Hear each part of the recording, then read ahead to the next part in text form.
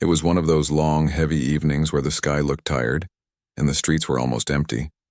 The wind was soft, brushing past the quiet buildings as the day slowly turned to night. A woman named Alicia was driving home after her shift at the hospital. She worked as a nurse, and after 12 long hours of walking, helping patients and standing under bright lights, she just wanted to go home, take a shower, and rest her aching feet. Her little car hummed gently on the road as she turned the corner into a quieter area. The radio played softly, a calm tune that matched her mood. Her mind drifted between her patients and the meal she planned to make when she got home. She smiled faintly, thinking of her husband who always waited up for her no matter how late she returned. But that peace didn't last long. In her rearview mirror, she noticed bright flashing lights. Her heart skipped a beat. She glanced at her speedometer. She wasn't speeding. She hadn't broken any law. Still, the red and blue lights behind her flashed insistently. She pulled over carefully, her hands gripping the steering wheel. She took a deep breath, reminding herself to stay calm. She knew how these things could go wrong, even when you had done nothing. A tall police officer stepped out of the patrol car and walked toward her. His face looked serious, almost angry. He shone his flashlight into her window before even saying a word. "License and registration," he said sharply. Alicia nodded, her voice steady. "Sure, officer. Can I ask what this is about?" The officer didn't answer immediately. "You were driving suspiciously. Where are you headed this late?" "I'm heading home, sir," she replied. "I just finished my shift at the hospital." He looked her up and down, his tone colder now. "Hospital, huh? You got proof of that?" She blinked, confused. "I have my ID badge if you'd like to see it." He motioned with his hand impatiently. "Step out of the car," her chest tightened. She knew she had done nothing wrong, but she also knew arguing wouldn't help. Slowly, she unbuckled her seatbelt and stepped out, keeping her hands visible. "Put your hands where I can see them," the officer said loudly, glancing around as if expecting a crowd. "There's no need for that, sir. I'm not resisting," she said softly, trying to stay respectful. The officer began asking her questions one after another. Where she lived, why she was driving through this area, why she looked nervous. His words cut through the night like cold rain. She answered every question politely, her voice never raising. But inside she felt small and humiliated. She could feel her heart racing, not because she was guilty of anything, but because she knew how quickly these moments could turn bad. The officer told her to stand by the hood of her car while he checked her record. She watched him go through her things without permission, opening the glove box, peeking into her back seat, and muttering under his breath. Alicia stood there quietly, clutching her hands together. She wanted to cry, but she refused to give him that satisfaction. Instead, she took out her phone discreetly and began recording. "Ma'am, what are you doing?" he barked when he noticed. "I'm recording this for my safety, officer. That's all," she said, his jaw tightened. "You people think you can film everything these days. You think you can make us look bad?" "I just want to go home, sir," she said softly. He laughed under his breath, shaking his head. "You can go home when I say you can." The words stung. It wasn't just the tone. It was the power in his voice. The way he looked at her made her feel like she was invisible, like her explanations didn't matter. Minutes passed that felt like hours. Cars drove by slowly, some slowing down to see what was happening. She could feel their stares. She could imagine what they thought. Another person in trouble, another story they'd forget by morning. Finally, he handed her back her license.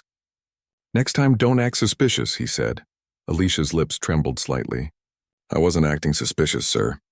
I was just driving home." He glared at her. "You're lucky I'm letting you go. Watch yourself." He turned and walked back to his car, not realizing that the camera on her phone had captured everything.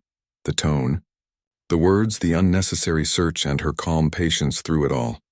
She sat back in her car, her hands trembling as she placed her phone on the dashboard. For a few seconds, she just sat there, staring at her reflection in the rearview mirror. Her eyes were red. Her chest felt heavy. She took a deep breath and started the engine. But instead of anger, what she felt was sadness, deep, tired sadness. She had seen people treated unfairly before, but experiencing it herself hit differently. When she reached home, the lights inside were still on. Her husband, David, was sitting on the couch, half asleep, waiting for her. The moment she walked in, he noticed something was wrong. "You okay?" he asked, standing up. She tried to smile. I'm fine. Just tired. He walked closer. No, you're not fine. What happened? Alicia sat down and exhaled slowly. She didn't want to cry in front of him, but the tears came anyway. She told him everything, word by word, about how the officer stopped her, the way he spoke to her, the way he treated her like a criminal. David listened quietly, his face still. His eyes softened as she spoke, but behind that calm, something else flickered, something colder. Did you record it? He asked. She nodded and handed him her phone. He played the video silently, his jaw tightening as the recording played out. When it ended, he placed the phone down and took her hand. I'm proud of you for staying calm, he said softly. You handled it better than most people would. I didn't know what else to do, she whispered. I just wanted to make it home. He nodded slowly. You did the right thing. Alicia wiped her tears. I don't want trouble. I just want this to stop happening. To me, to anyone. David looked down at the phone again. We'll make sure something is done, but we'll do it right. That night, long after Alicia fell asleep, David sat alone in the living room watching the video again and again. He was a man who understood how systems worked, a man who had seen the inside of the same uniform that officer wore. But seeing his wife treated that way lit a fire inside him. He didn't want revenge. He wanted justice. He opened his laptop and began typing an email, not as a husband full of anger, but as someone who believed in fairness and accountability. He attached the video and sent it to the department's internal affairs unit. Then he made a few quiet phone calls, speaking in calm, measured tones. Meanwhile, online, Alicia's video began spreading faster than she expected. She had uploaded it to a small community page, thinking it might help someone else. But within hours, people were sharing it across social media, shocked by how calm she remained while being treated unfairly. Comments poured in. Some offered support. Some shared their own stories of being stopped for no reason. The video reached thousands overnight. Alicia didn't expect that. She wasn't chasing fame or sympathy. She just wanted her story to be heard. By morning, the clip had reached the attention of local reporters and community activists. They began asking questions. Who was the officer? Why was he allowed to treat someone like that? Was there any accountability? The officer, meanwhile, had no idea. He started his morning shift as usual, laughing with his colleagues, completely unaware that his face was now all over social media, and that the woman he stopped wasn't just anyone. She was the wife of someone who had spent his whole life serving the same force with honor. Someone who knew the rules, the laws, and the difference between right and wrong. Alicia spent the morning quietly sipping her coffee, scrolling through messages of support. She didn't feel triumphant. She felt heavy but hopeful. For once, the world could see what she and so many others went through silently every day. She glanced at her husband, who was already dressed for work, straightening his uniform in front of the mirror. She didn't know yet what he planned to do, but something about the calm in his face told her this wasn't the end of it. He kissed her forehead gently before leaving. Don't worry, he said softly. Some things have to come to light. As the door closed behind him, Alicia looked out the window, watching the morning sun rise slowly. She didn't know it yet, but that simple moment of recording her truth would set off a chain of events that would change everything. For her, for her husband, and for the man who thought she was just another face on the road. The girl sat quietly in her car, still trembling as the sound of the bikers' engines faded into the distance. The night felt heavy around her, but it was finally silent again. Her breathing slowed little by little as she looked through the windshield, making sure they were really gone. Jason stood a few feet away, his posture calm, watching the dark highway to be sure the danger had passed. He turned back to her, noticing how pale she looked. He approached the car and spoke gently. You're safe now. Just take a breath, she nodded, though her voice was still shaky. I didn't know what to do. They came out of nowhere. I know, he said quietly. You handled it well. You didn't panic. That's what helped. For a moment, neither spoke. The only sound was the soft hum of the car engine still running. Then he asked, Do you want me to stay here with you until someone comes? Or I can follow you back to town? She hesitated, looking at him properly for the first time.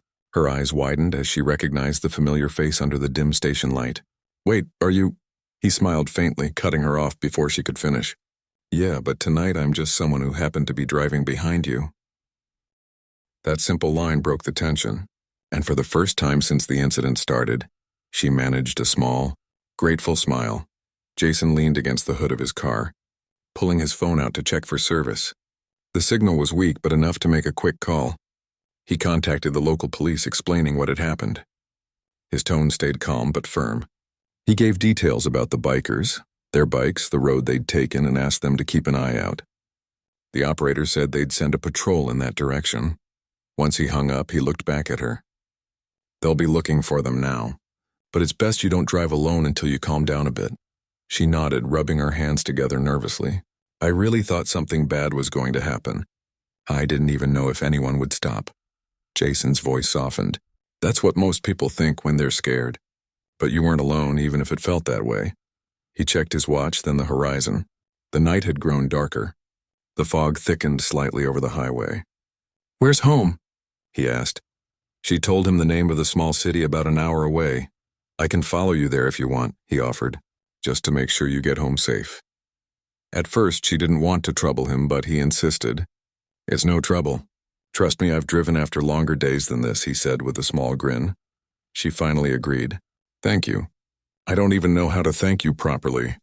Jason just shrugged lightly. You just did. She took a few minutes to breathe, wiped the tears from her face, and restarted her car properly. The fog reflected the soft glow of the headlights as both cars pulled back onto the road, hers in front, his following at a steady distance. The highway felt less empty now. Even though it was still late, the presence of another car behind her gave her a sense of safety she hadn't felt earlier. Her shoulders began to relax. Every few minutes she glanced in the mirror and saw his car's headlights, steady and constant. For Jason, the road ahead was quiet, but his mind wasn't. He couldn't help thinking about how easily things could have gone differently. He'd seen enough in life to know how small moments could turn dangerous in an instant. Fame didn't change how he looked at people. Kindness and cruelty didn't care who you were. Tonight reminded him of that again. About 20 minutes later, they both reached a small diner by the roadside that was still open. Jason flashed his headlights once, signaling for her to pull in. She understood immediately. They parked side by side. Inside, the diner was nearly empty. A tired-looking waitress greeted them with a smile, and they chose a booth near the window. The warm light and smell of coffee made the place feel safe and normal again. The girl ordered tea with honey. Jason ordered coffee. For a while, they sat quietly. She kept glancing at him, still in disbelief that a world-famous actor was sitting across from her. But the way he acted was nothing like the tough movie characters she'd seen. He was calm, polite, and focused, more real than she expected. You're really him, she said at last, shaking her head slightly. I didn't believe it at first, he chuckled. Yeah, I get that sometimes. Guess it's not every day you bump into someone like me in the middle of nowhere. She smiled faintly. You didn't have to stop. Most people wouldn't. Maybe, he said, stirring his coffee. But I was raised to step in when something doesn't look right. You don't just drive by when someone's in trouble. She nodded quietly, thinking about how close she'd been to losing control. I kept telling myself to stay calm, but my hands wouldn't stop shaking. I couldn't even think properly.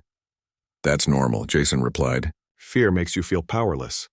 But the fact that you didn't lose control, that's what kept you safe. The waitress came by, refilling their cups, and smiled at the two of them. Long night, huh? She said kindly. Jason nodded. A bit longer than expected. When she left, the girl looked outside the window. The road seemed empty again, only a few headlights passing by in the distance.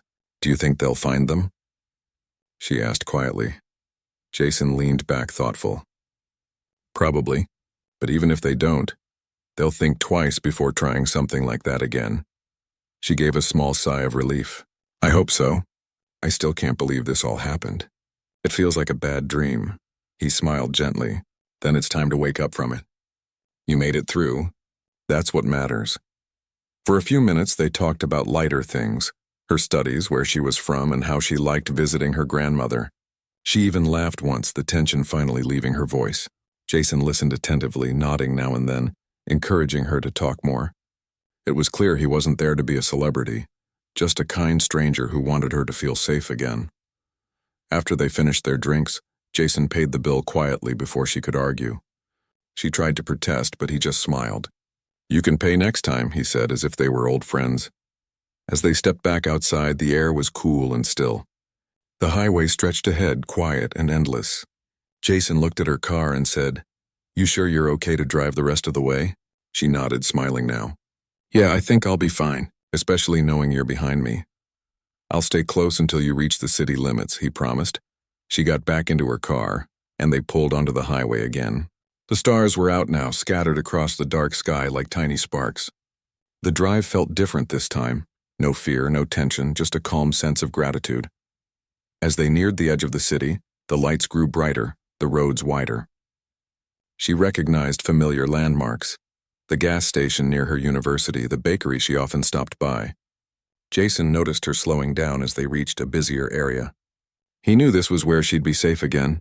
At a traffic light, she looked in her rearview mirror and saw him behind her. She smiled and raised her hand slightly in a small wave. He nodded in return. When the light turned green, she turned left toward her neighborhood, while his car continued straight down the main road. It was a simple goodbye, no words needed. But she knew she'd remember it for the rest of her life. Jason continued driving quietly.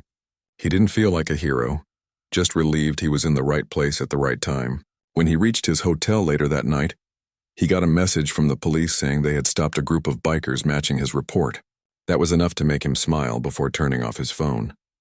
He looked out the window at the sleeping city and thought about the girl. How small moments of courage, hers and his, had turned something frightening into a story of hope. He knew she'd tell her family, maybe her friends, and maybe one day it would remind someone else not to stay silent when they see something wrong. Back on the other side of the city, the girl parked her car outside her apartment, sitting for a minute before going inside. The street was quiet again. She thought about the man who had appeared out of nowhere. Not as a movie star, but as a protector. It gave her a new sense of belief, that kindness could still exist in unexpected places. As she walked inside, she looked up at the night sky one last time and whispered a soft thank you. To fate, to luck, and to the stranger who followed when it mattered most. The next morning came quietly, with sunlight spilling through the thin curtains of her apartment.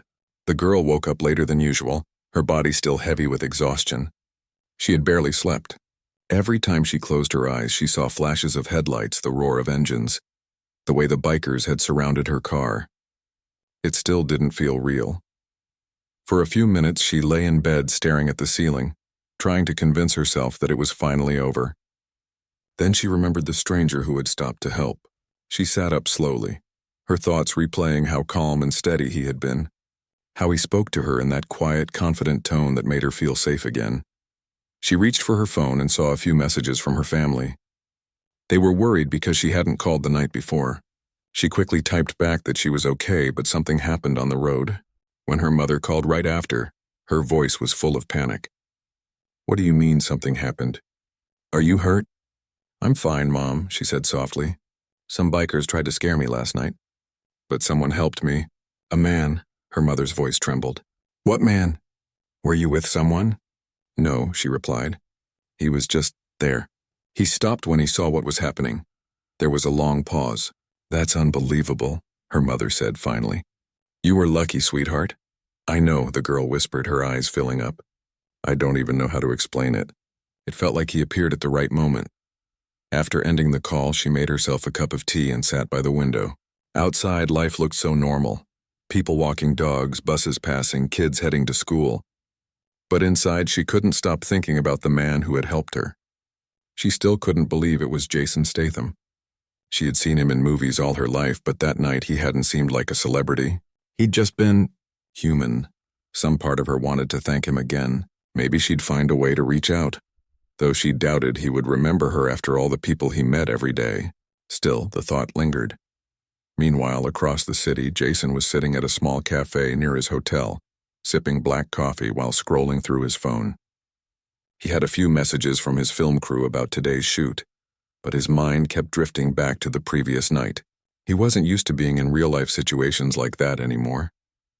Most of his stunts and fight scenes were rehearsed and controlled. But last night was different. Real fear, real people, real danger. He had called the local police again in the morning to follow up. They told him they had detained a group of bikers matching his description. They were being questioned, but nothing serious had happened. No injuries, no damage. That was good news. He felt relief wash over him. As he set his phone down, the cafe waiter recognized him. "You're Jason Statham, right?" the young man asked shyly. Jason smiled politely. "Yeah, that's me." The waiter's eyes widened. "There's a story online this morning about you. Something about you helping someone on the highway?" Jason raised an eyebrow. "Is that so?" The waiter nodded quickly and showed him his phone. Sure enough, a few local news blogs had picked up the story. A witness from a nearby road had seen the scene from a distance and posted about it online. The post was spreading fast. Jason sighed softly. He hadn't wanted attention for this. "People always find out," he muttered with a small grin. "Even when you try to stay invisible." The article headline read, "Actor Jason Statham stops to help woman harassed by bikers on highway." The comments below were full of praise and disbelief. Some people called him a real-life hero, while others thought it was a made-up story. Jason chuckled under his breath. Fame had a strange way of finding you even when you didn't look for it. Later that afternoon, when he arrived on set, several crew members already knew. "We heard about last night," one of the cameramen said. "Man, you really can't go anywhere without making headlines." Jason waved it off. "Let's keep it down, yeah? I didn't do it for a story." But deep down, he felt a quiet sense of satisfaction, not for the fame, but because he had done something that actually mattered. The girl, on the other hand, found out about the story the same way, through her phone. A friend sent her a link with the caption, "Is this you?" She clicked it, and there it was, the same event described in detail. Her heart raced. She couldn't believe it had reached the internet so fast.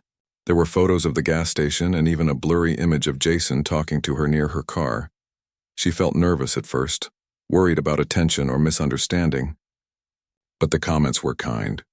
People were touched by the story. Some wrote things like, "This gives me hope in humanity," or "What a gentleman." Others said they wished there were more people like him in the world. Reading them made her smile. That evening, she decided to send a short message to his management email, the one listed on his official website. She didn't expect anyone to read it, but she wrote it anyway. It said, "I don't know if this message will ever reach you, but I wanted to thank you again for what you did last night. You didn't just stop a bad situation. You restored my faith in people. I'll never forget it." She signed it simply without her full name and pressed send. Then she turned off her laptop and went for a walk to clear her mind. The following day, while Jason was reviewing scenes in his trailer, his assistant came in holding a printed email. "You might want to see this," she said. He read it quietly, recognizing the words immediately. A small smile tugged at the corner of his lips. He folded the paper and slipped it into his jacket pocket. "No reply," he said softly. She said what needed to be said. But he kept that note. Over the next few days, life began to return to normal for both of them. Yet something had changed deep inside each of them. For her, it was a newfound belief that courage and kindness still existed in strangers. For him, it was a quiet reminder that being a hero wasn't about cameras or scripts. It was about small moments when doing the right thing mattered more than anything else. A few nights later, she went to visit her grandmother again, this time during the day. Her grandmother, a gentle old woman with wise eyes, listened closely as she told the story from start to finish. When she mentioned who the man was, her grandmother's eyebrows shot up. "Jason Statham? The actor?" she said, surprised. The girl nodded, smiling. "Yes, can you believe it?" Her grandmother chuckled softly. "Well, God sends help in many forms, sometimes even in the form of movie stars." They both laughed, the heaviness of the memory now softened by gratitude. Her grandmother took her hands and said, "You see, my dear, fear makes us forget the goodness in the world. But that man reminded you it's still there." She nodded slowly, feeling tears prick her eyes again. He did. Back in the city, Jason's schedule was tight. The movie shoot continued late into the nights. Still, every time he drove down a highway or past a gas station, that memory returned. The sound of engines, the girl's frightened face, the moment he stepped out of the car, it all stayed with him. One night after wrapping up filming, he sat alone on a balcony overlooking the city. The wind was cool, carrying faint sounds of traffic below. He thought about how strange life could be, how people cross paths for just a moment and yet change each other's lives forever. He didn't know her name, and maybe he never would. But that didn't matter. What mattered was that she was safe. A few days later, a journalist tried to reach him for an interview about the incident. Jason politely declined. "It's not a story," he told his publicist. "It's just what anyone should do, and that was the truth." He didn't want attention or headlines. He just wanted people to remember that decency wasn't complicated. Sometimes you just stop and help. That weekend, the girl received another call, this time from the same police officer who had taken her statement. They confirmed that the bikers had been identified and were being charged for reckless driving and harassment.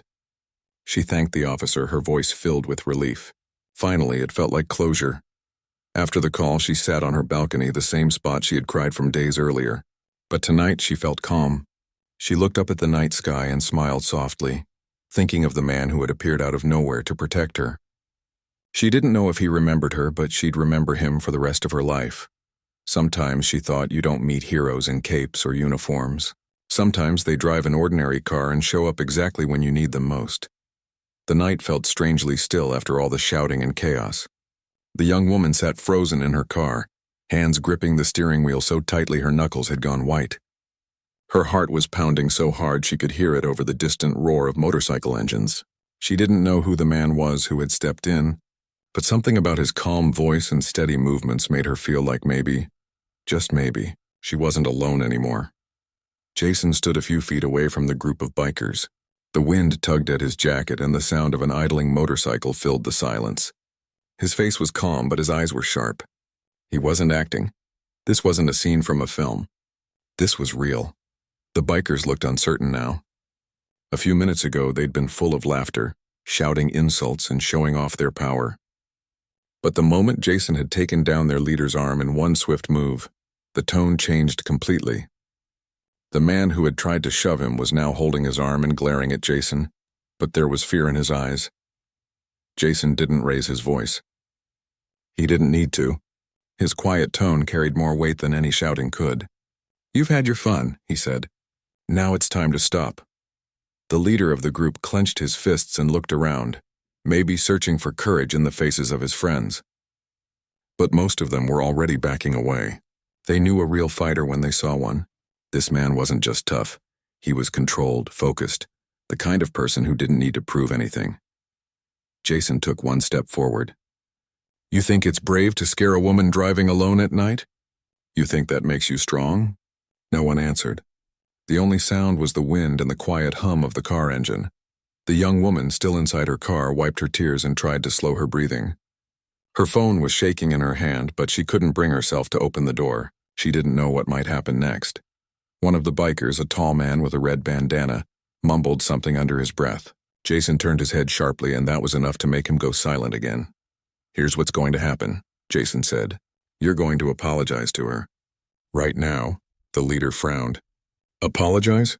For what?" he muttered, but his voice lacked confidence. "For treating a human being like a target," Jason said evenly. "You scared her. You followed her for miles. You thought it was funny. You thought it was power. It's not." The leader looked down, his bravado slipping. He turned his head slightly toward the car. "Sorry," he said under his breath. Jason shook his head slowly. Louder. "She deserves to hear it." The man hesitated, then said louder, "I'm sorry." Jason looked at the others. "All of you." There was a long pause, and then, one by one, they mumbled apologies, some awkwardly, some barely looking in the girl's direction. But she heard them. It wasn't perfect, it wasn't sincere from all of them, but it was something. It was acknowledgement. Jason nodded. "Good. Now get on your bikes and leave, slowly." The group didn't need to be told twice. Engines started up again, breaking the silence. Tires crunched over gravel as the bikers rode off, one after another, disappearing into the darkness of the road ahead. When the last headlight vanished, Jason finally turned toward the car. He took a deep breath before walking closer. He didn't want to startle her, so he kept his hands visible and his tone gentle. "You're safe now," he said through the window. The girl blinked, still trying to process what had happened. Slowly, she unlocked the door and stepped out. Her legs felt weak, and Jason quickly steadied her by the arm. "It's okay," he said softly. "They're gone." She looked at him properly for the first time. The rugged face, the calm expression, the familiarity she couldn't quite place. Her voice trembled as she said, You're him. You're Jason Statham. He gave a small smile. Yeah, that's me. But right now I'm just someone who was driving home and saw something that wasn't right. Tears welled up again, but this time they weren't from fear. I didn't know what to do, she said. They wouldn't stop. I thought, you don't need to think about that now, he interrupted kindly. You did the right thing by staying in your car. You kept yourself safe. That's what matters. In the distance, faint blue lights began to flash. The police were arriving. Jason had called them earlier, and it looked like they'd finally caught up. 2 patrol cars pulled over, lights spinning across the empty road. The officers stepped out, alert and cautious at first, but their posture relaxed slightly when they saw Jason standing there. One of them recognized him immediately. Mr. Statham? The officer said, looking surprised. Jason nodded. Evening, officer. You might want to check up the road. 5 or 6 bikers. They've been harassing this woman for a while. I'm guessing they didn't get far. The officer's expression turned serious. We got a call about a disturbance. Are you both okay? Jason looked at the young woman. She nodded faintly. I think so, she said softly. Good, the officer replied. Let's take your statement. While one officer spoke with her, the other stayed with Jason, who gave a brief summary of what had happened. He didn't make himself the hero. He simply explained that he saw something wrong and stepped in before it got worse. Within minutes, radio chatter confirmed that another unit had stopped the bikers down the road. Relief washed over everyone. Jason waited beside the car, leaning slightly against the fender, watching quietly as the young woman talked to the officer. She was still shaken, but there was strength in her voice now. Each sentence came out a little steadier than the last. When the police were done taking notes, they told her she could go home, and that they'd be in touch if they needed a formal statement. Jason made sure she had someone to call. My parents, she said. They live about 20 minutes away. I didn't want to worry them. Call them, Jason said. Tell them you're okay. I'll stay until they get here. She nodded and did as he said. Within a few minutes, her mother answered, her voice full of worry even through the phone. She explained everything quickly, assuring her that she was safe now. Jason stood a few feet away, giving her privacy. The road was quiet again, just the sound of crickets and the soft hum of the patrol cars. After she hung up, she looked at him with gratitude in her eyes. You didn't have to stop, she said. Most people wouldn't have. Jason shrugged lightly. Maybe. But sometimes doing nothing isn't an option. There was something so genuine about the way he said it. No pride. No show, just truth. When her parents arrived, their car pulled up in a hurry, headlights cutting through the dark. Her mother ran to her immediately, wrapping her in a tight hug. Tears and relief mixed together as the father thanked Jason over and over again, realizing who he was only after a few moments. Jason shook his hand and smiled politely. She's brave, he said. She handled it better than most people would. They offered to give him something, anything, to thank him, but he refused. Just get her home safe, he said simply. As they drove off, Jason stayed for a moment, watching the taillights fade into the distance. The officers finished up their work and thanked him as well. When he finally got back to his own car, he sat there for a moment in silence. The adrenaline had faded, leaving behind a quiet calm. He thought about how quickly things could change, how a normal night drive could turn into something else entirely. He wasn't thinking about being a celebrity or a movie star. He was just a man who happened to be in the right place at the right time. As he started the engine and pulled back onto the road, the night sky stretched endlessly ahead of him. Somewhere far away, the sound of distant sirens echoed, the last trace of what had happened. He rolled down his window, letting the cool air hit his face. For the first time that night, he smiled faintly. Maybe the world was still full of chaos, but moments like this, where one person's courage could make all the difference, reminded him that not all hope was lost. He drove on quietly, headlights cutting through the dark, leaving behind a story that the young woman would never forget, and neither would he. The next morning began quietly, but for the young woman everything felt different. Sunlight was spilling through her bedroom window, but her mind kept going back to the night before. Every sound, every moment, every second of fear, it was all still fresh. Yet mixed with that fear was something else now. Gratitude, relief. Her parents had stayed up most of the night talking about it. Her mother kept walking into her room to check if she was okay, while her father had gone over to the police station early in the morning to get an update. The bikers had been caught a few miles down the road, just like Jason said they would be. They'd been charged for reckless driving and harassment. When she heard that news, a small part of her tension finally eased. She sat on her bed with a cup of tea in her hands, staring out the window. The whole thing still felt unreal. She kept thinking, what if he hadn't been there? What if he hadn't followed me? The thought sent chills down her spine. Her phone buzzed. It was a text from her cousin who had seen something online. Is this you? Jason Statham saved a woman from bikers last night? It's all over the internet. Her heart skipped. She opened her social media feed and there it was. A blurry photo of Jason standing beside her car, police lights flashing in the background. The caption read, Jason Statham stops to help woman in real-life road incident, a true hero off-screen. Thousands of people had already liked and shared it. Some had commented things like, that's the Jason we know, and he's a real-life action hero. But reading those comments didn't make her think about the fame or the excitement. It just made her remember how calm he had been that night, how he had spoken softly, how he had looked at her not like a celebrity, but like a decent human being who cared. Later that afternoon, her father returned home. The police said Jason didn't want any credit, he told her, sitting down beside her. He told them not to make it a big story, but someone must have seen the whole thing and posted it. She nodded. That sounds like him. Her father smiled faintly. You sound like you know him. She laughed softly. Not really, but I feel like I do. For the next few days, the story kept spreading.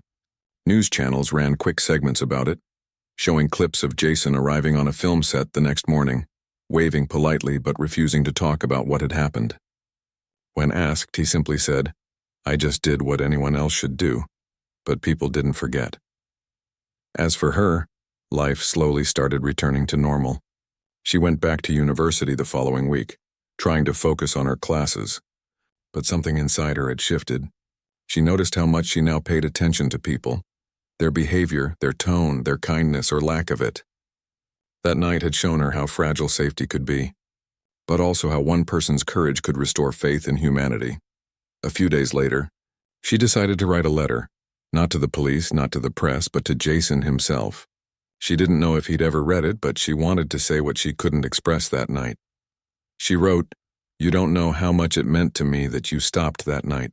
You didn't have to, but you did. You reminded me that the world still has people who care. You weren't acting. You were just being real, and that made all the difference. I hope you know that what you did will never be forgotten. She signed her name at the bottom and sent it through his film studio, not expecting anything in return. Weeks passed.